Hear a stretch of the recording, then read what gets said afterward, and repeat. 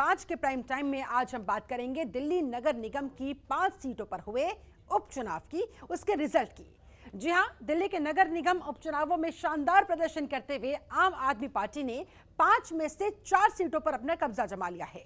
BJP को एक भी सीट हाथ नहीं लगी, जबकि कांग्रेस एक सीट हासिल करने में कामयाब रही। ऐसे में इस जबरदस्त जीत से उत्साहित आम आदमी पार्टी इसे अगले साल दिल्ली नगर निगम चुनाव 2022 का संकेत बता रही है।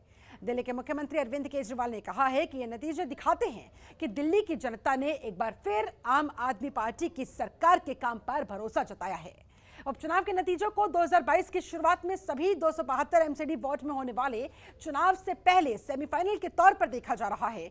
तो दिल्ली नगर निगम उपचुनाव के इस रिजल्ट से क्या संदेश, किस ओर इशारा, 5 के प्राइम टाइम में अपने खास पैनल के साथ आज करेंगे इसी मुद्दे पर चर्चा। लेकिन उससे पहले आप ये रिपोर्ट देखिए।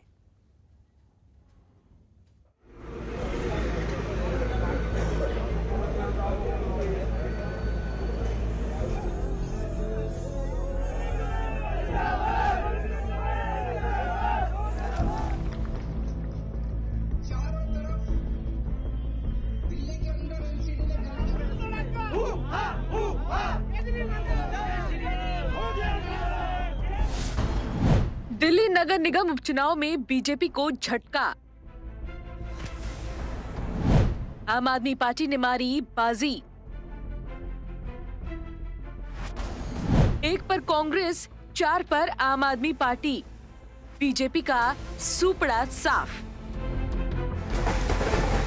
दिल्ली नगर निगम के 5 वार्ड के उपचुनाव में 4 सीटों पर आम आदमी पार्टी ने कब्जा किया है, तो वहीं 1 सीट पर कांग्रेस ने जीत दर्ज की है। बीजेपी को इन 5 सीटों में से एक भी सीट हासिल नहीं हुई। त्रिलोकपुरी, शालीमार बाग वार्ड, रोहिणी सी और कल्याणपुरी सीट पर आम आदमी पार्टी उम्मीदवार ने जीत दर्ज की है, जबकि पूर्वी दिल्ली की चौहान बांगड़ सीट से कांग्रेस उम्मीदवार विजयी हुए। नगर निगम के 5 वार्ड के लिए 28 फरवरी को उपचुनाव हुए थे। इनमें 50% से ज्यादा मतदान हुआ था। इन 5 वार्ड में से 4 सीटें आम आदमी पार्टी के पास थीं, जबकि शालीमार बाग नॉर्थ से प्रतिनिधि बीजेपी के पार्षद थे। सेमीफाइनल जीत के फाइनल के लिए एक स्पष्ट संदेश दिल्ली की जनता ने दे दिया है कि इस बार तीनों निगम आम आदमी पार्टी जीतने वाली है, भारी मार्जिन से जीतने वाली है। क्योंकि दिल्ली में लंबे समय से भाजपा को लोगों ने एमसीडी में मौका दिया और इस बार भाजपा जिस तरह से जनता ने उनको हराया है, वो इस बात का संदेश है कि अब दिल्ली के नगर निगम में भी दिल्ली के लोग बदलाव चाहते हैं। त्रिलोकपुरी वार्ड से आम आदमी पार्टी उम्मीदवार विजय कुमार ने 4,986 वोट से जीत दर्ज की। कुल वोट मिले 12,845, जबकि बीजेपी उम्मीदवार ओम प्रकाश को 7,859 वोट मिले। शालीमार बाग वार्ड से आम आदमी पार्टी उम्मीदवार सुनीता मिश्रा ने 2,705 वोट से जीत दर्ज की। कुल वोट मिले 9,764। बीजेपी उम्मीदवार सुरभि जाजू को 7,059 वोट मिले। रोहिणी सी सीट से आम आदमी पार्टी के उम्मीदवार रामचंद्र 2,985 वोट से जीते। आप उम्मीदवार रामचंद्र को 14,388 वोट मिले। बीजेपी उम्मीदवार राकेश को 11,343 वोट मिले। पूर्वी दिल्ली की चौहान बांगड़ सीट से कांग्रेस के उम्मीदवार जुबैर अहमद विजयी हुए। जुबैर अहमद 10,642 वोट से जीते। कांग्रेस उम्मीदवार को कुल 16,203 वोट मिले, जबकि दूसरे नंबर पर रहे आम आदमी पार्टी के मोहम्मद इशराक को 5,561 वोट मिले। कल्याणपुरी में आम आदमी पार्टी उम्मीदवार धीरेन्द्र कुमार ने 7,043 वोट से जीत दर्ज की। उन्हें कुल 14,302 वोट मिले, जबकि दूसरे नंबर पर रहे बीजेपी उम्मीदवार सियाराम को 7,259 वोट मिले। चुनाव परिणाम को लेकर डिप्टी सीएम मनीष सिसोदिया ने कहा, दिल्ली की जनता ने नगर निगम उपचुनाव में 5 में से 4 सीटें देकर जिस तरह अरविंद केजरीवाल जी की राजनीति पर भरोसा जताया और जिस तरह से बीजेपी का सुपड़ा साफ हुआ है, उससे ये बात साफ हो गई है कि नगर निगम के 15 साल के बीजेपी के शासन से दिल्ली की जनता बहुत तंग आ चुकी है।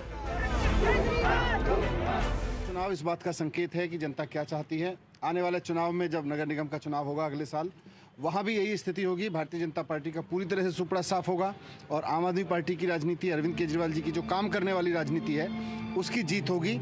और मैं इस जीत के लिए, जो आज प्रचंड जीत हुई है, 5 में से 4 सीटें मिलना बहुत बड़ी जीत है। एमसीडी के 5 वार्डों के लिए हुए उपचुनाव में सबसे ज्यादा आम आदमी पार्टी को 46.10% वोट मिले। दूसरे नंबर पर बीजेपी को 27.29% वोट मिले। तीसरे नंबर पर कांग्रेस को 21.84% वोट हासिल हुए हैं, जबकि बीएसपी को 2.50% वोट मिले। इसी तरह निर्दलियों को 1.64% वोट मिले, तो नोटा पर 0.63% वोट पड़ा। इस चुनाव को अगले साल होने वाले दिल्ली नगर निगम चुनाव 2022 का सेमीफाइनल भी माना जा रहा है। जाहिर है कि इस जीत से जहां एक ओर आम आदमी पार्टी का मनोबल बढ़ेगा, तो वहीं दूसरी ओर एक सीट हासिल होने पर कांग्रेस को एक नई राह दिखी होगी। अगर बीजेपी की बात करें तो बीजेपी को इस हार से दिल्ली के लिहाज से एक बार फिर सबक लेने की जरूरत है। ब्यूरो रिपोर्ट, जनतंत्र टीवी।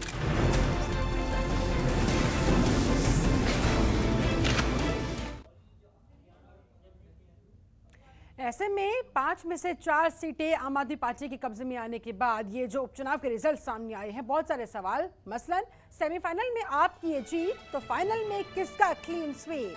एमसीडी में हार क्या बीजेपी के लिए है खतरे की घंटी? बहुत महत्वपूर्ण सवाल। बीजेपी क्या सबक लेगी इस हार से और आगे की रणनीति के उस हिसाब से बनाएगी? और एक और अहम सवाल कि जनता का भरोसा आखिरकार बड़ी पार्टियां जीत क्यों नहीं पा रही है, कहां कमी रह जा रही है, वो आत्ममंथन क्यों नहीं कर पा रही है? ऐसे में आज इन्हीं तमाम सवालों के जवाब ढूंढने की हम कोशिश करेंगे। हमारे साथ चर्चा में आप प्रवक्ता गणेंद्र भारद्वाज जुड़ चुके हैं, बहुत बहुत स्वागत है सर आपका। इसके अलावा बीजेपी प्रवक्ता अजय सहरावत भी हमारे साथ इस समय मौजूद है, आपका भी बहुत बहुत स्वागत करती हूँ। चर्चा की शुरुआत गणेंद्र भारद्वाज जी आप ही के साथ। सबसे पहले तो 5 में से 4 सीटें जीतने पर आपको ढेरों बधाइयां। अब जरा ये बताएं कि आम आदमी पार्टी ने ये बाजी कैसे जीत ली, कैसे नगर निगम में बीजेपी के 15 साल के कामकाज को पटकनी दे दी? देखिए, धन्यवाद आपका, आपने बधाई दी। निश्चित तौर पर ये जीत आम आदमी पार्टी की नहीं, दिल्ली के लोगों की जीत है। और दिल्ली के लोगों ने वोट करा था भारतीय जनता पार्टी के 15 साल में जो एमसीडी में भ्रष्टाचार चल रहा है उसके खिलाफ। दिल्ली को जो भारतीय जनता पार्टी ने कूड़ा कर दिया, उसके खिलाफ लोगों ने वोट दिया है, क्योंकि पिछले 15 सालों से दिल्ली में भारतीय जनता पार्टी की एमसीडी में सरकार थी। आज दिल्ली नगर निगम में कोई भी काम बगैर पैसे के नहीं होता, ये जग जाहिर है। 15 साल से इन्होंने दिल्ली की एमसीडी को कंगाल कर दिया। एक तरफ एमसीडी कंगाल उतरी और भारतीय जनता पार्टी के नेता दूसरी तरफ माला माल उतरे। दूसरी बात की भारतीय जनता पार्टी के कुशासन से दिल्ली के लोग तंग आ चुके हैं। दिल्ली के लोग बहुत भरे हुए बैठे थे, मौके का इंतजार कर रहे थे कि कैसे मौका मिले और कैसे भारतीय जनता पार्टी को कड़ा सबक सिखाए। जैसे दिल्ली के लोगों को 5 उपचुनाव में मौका मिला, दिल्ली के लोगों ने भारतीय जनता पार्टी का सुपड़ा साफ कर दिया। 5 सीटें भारतीय जनता पार्टी बुरी तरह हारी है। 3 सीटों में तो भारतीय जनता पार्टी के कैंडिडेट्स की जमानत जब्त हुई है। इतना बुरा हाल दिल्ली के लोगों ने करा है। दिल्ली के लोगों ने यह भी बता दिया कि जो अरविंद केजरीवाल जी की सरकार जो काम कर रही है, जो Arvind Kejriwal model of governance है, वही दिल्ली के लोगों को चाहिए। जो सरकार दिल्ली में काम कर रही है, जिस तरीके से काम कर रही है, वैसा ही काम एमसीडी में भी चाहिए। क्योंकि दिल्ली में आम आदमी पार्टी की सरकार आएगी तो निश्चित तौर पर दिल्ली साफ सुथरी होगी। दिल्ली विश्व का सबसे बेहतरीन शहर बनेगा, जैसा अरविंद जी का मानना है। दिल्ली के लोगों ने हमें इतना भारी मैंडेट दिया है, हम दिल्ली के लोगों को भी सलाम करते हैं और मतदाताओं का आभार प्रकट करते हैं, जिन मतदाताओं ने आम आदमी पार्टी पे इतना गहरा विश्वास व्यक्त करा है। और 47% वोट दिल्ली के लोगों ने हमें दिए हैं। हाँ। ऐसे में गणेंद्र जी, सेमीफाइनल में हासिल हुई इस जीत के बाद फाइनल्स के लिए कितने मनोबल आप लोगों का बढ़ता हुआ? देखिए निश्चित तौर पर मैंने पहले ही कहा है कि दिल्ली के लोग भारतीय जनता पार्टी से भरे हुए बैठे हैं। दिल्ली के लोग भारतीय जनता पार्टी को और ज्यादा झेलने को तैयार नहीं है। दिल्ली के लोग इंतजार कर रहे थे। और मैं आपको बताना चाहता हूं कि जो हाल दिल्ली नगर निगम के उपचुनाव में भारतीय जनता पार्टी का हुआ है कि एक भी सीट नहीं मिली, यही हाल इनका 2022 में होने जा रहा है। 2022 में भी 272 के 272 वोट भारतीय जनता पार्टी। चलिए, आपका दावा है, लेकिन असल नतीजों के लिए करना होगा इंतजार अगले साल का 2022 के फाइनल्स का। चलिए ठीक है, हमारे साथ अजय सहरावत जी भी जुड़े हुए हैं, बीजेपी प्रवक्ता है। अजय जी, 15 सालों से नगर निगम पर बीजेपी का राज था, कहां कमी रह गई? कैसे बीजेपी का इस बार सुपड़ा साफ हो गया?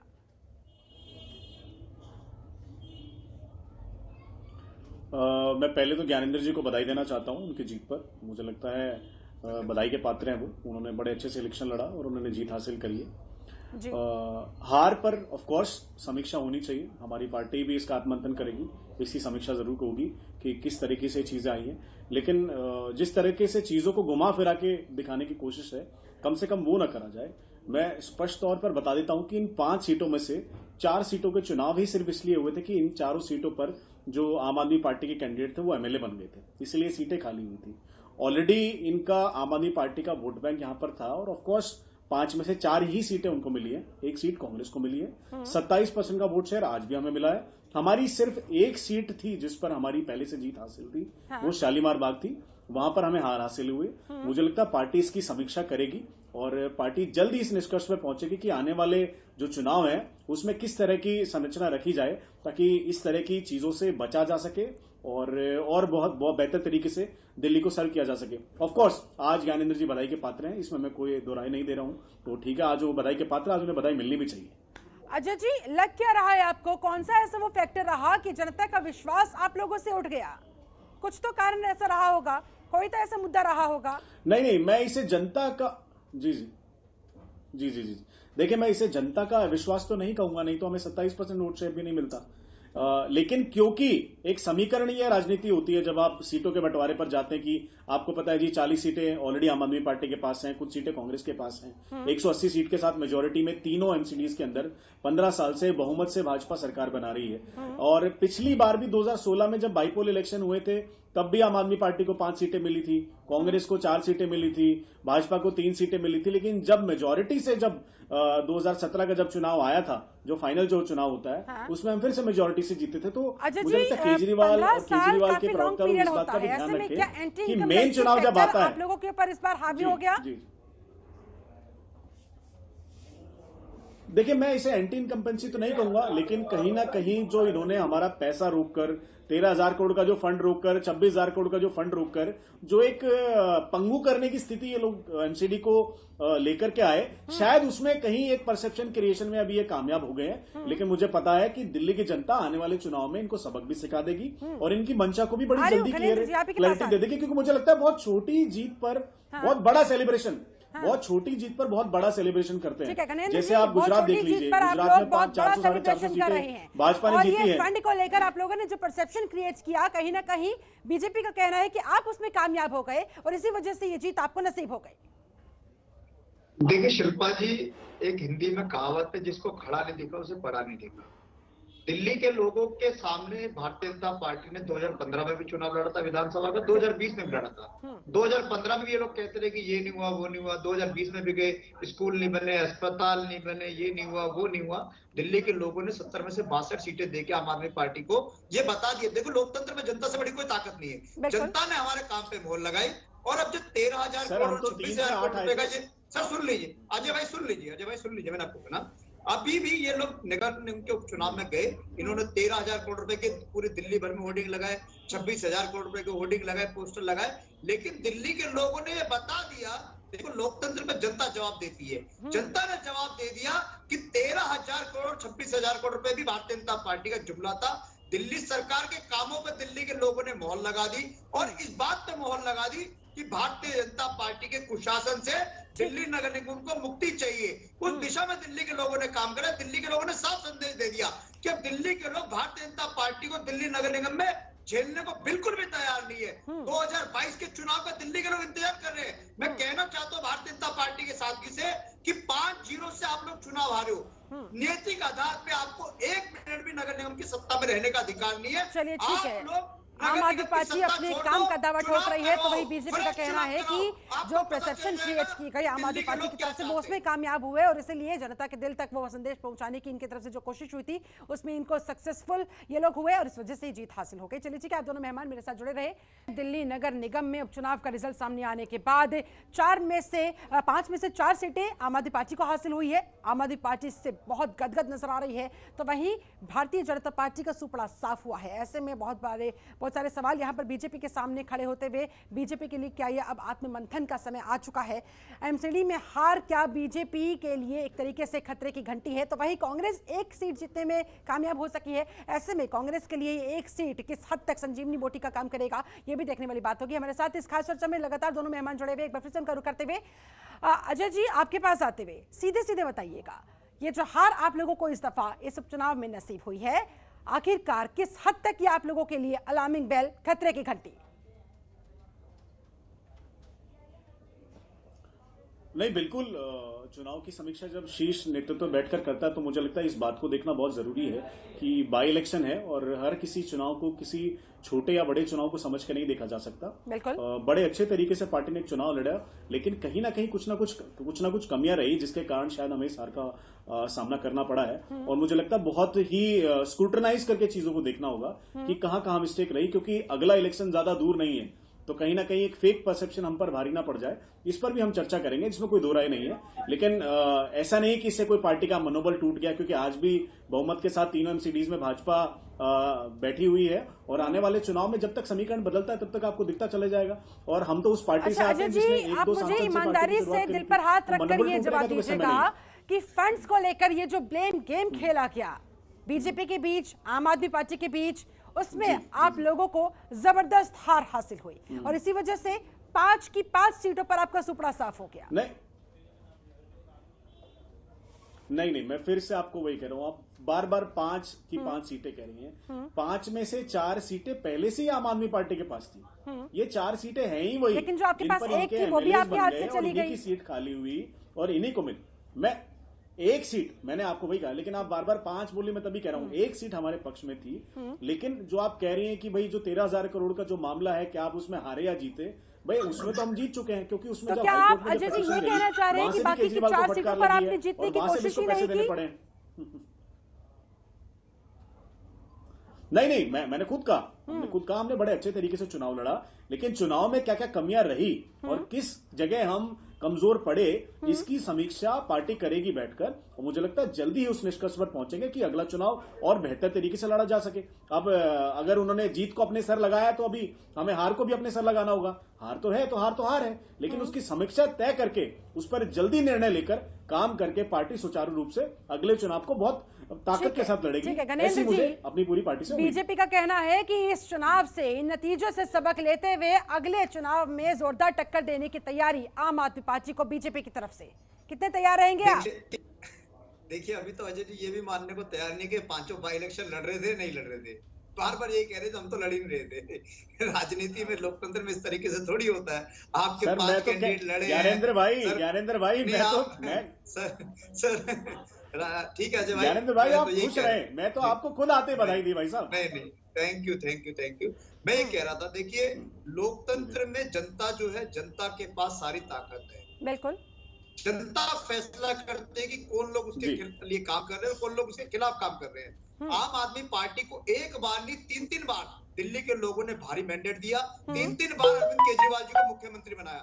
आज आप अरविंद केजरीवाल जी के काम की अगर चर्चा करोगी, आप बिहार चले जाओ, तमिलनाडु चले जाओ, पौंडीचेरी चले जाओ, केरला चले जाओ, आप पूछो कि अरविंद केजरीवाल ने क्या काम करा, तो लोग आपको बता देंगे स्कूल ठीक करे, अस्पताल ठीक करे, बिजली फ्री करी, पानी फ्री करा, महिलाओं की यात्रा फ्री करी। और मेरे पास समय की कमी है। गणेंद्र जी, आपका आखिरी कमेंट में चाहूंगी, अगले चुनाव के लिए कितने तैयार है आप, कितने कॉन्फिडेंट आप? क्या इसी तरह का परफॉर्मेंस रिपीट किया जाएगा? निश्चित तौर पर मैंने आपको कहा है कि निश्चित तौर पर जो चुनाव के परिणाम आए हैं कि भारतीय जनता पार्टी को हमने 0 पर खड़ा कर दिया, ऐसे दिल्ली के लोग भारतीय भारतीय जनता पार्टी को दिल्ली के लोग सत्ता से उखाड़ के फेंकने जा रहे हैं। चलिए, भारतीय ठीक है। जनता पार्टी का 2022 में टुकड़ा ठीक है, देखने वाली बात होगी कि जनता के दिल में क्या छिपा होता है। अजय जी, आपका फाइनल कमेंट, इस हार से क्या सबक लेने वाले हैं आप लोग?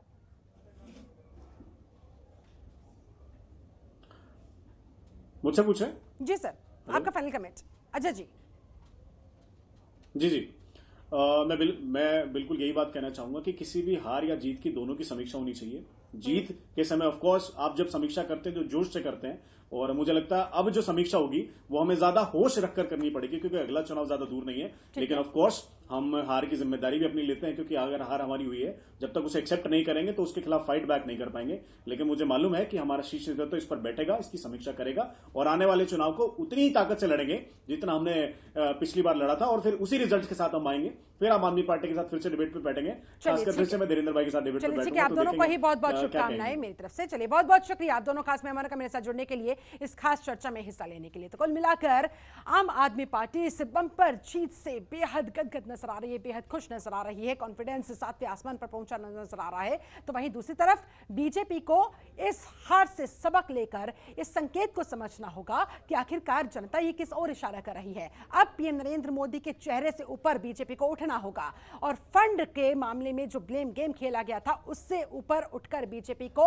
यह समझना होगा कि धरातल पर उतरकर काम करना कितना जरूरी है। उसी पर जनता विश्वास करती है, उसी के आधार पर जनता वोट करती है। खबरों के निष्पक्ष विश्लेषण के लिए सब्सक्राइब करें Jantantra TV and press the bell icon. Never miss any update.